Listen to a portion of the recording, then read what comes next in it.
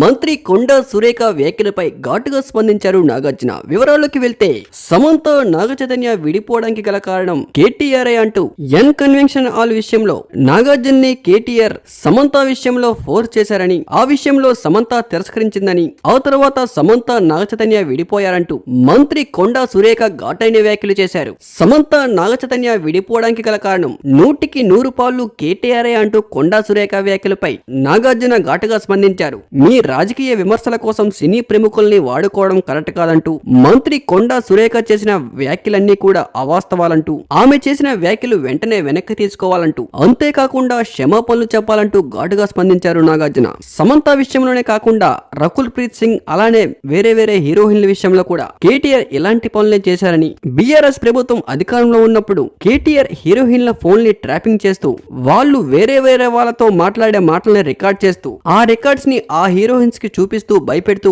చాలా మంది హీరోయిన్లు వాడుకున్నాడని, ఈ రోజు సమంత లైఫ్ నాశనం అవడానికి గల కారణం కూడా 100% కేటీఆర్ అంటూ, అంతేకాకుండా చాలా మంది హీరోయిన్స్ భయపడి పెళ్లిళ్లు కూడా చేసుకున్నారంటూ, రకుల్ ప్రీత్ సింగ్ విషయంలో కూడా ఇదే జరిగిందంటూ మంత్రి కొండా సురేఖ ఘాటైన వ్యాఖ్యలు చేశారు.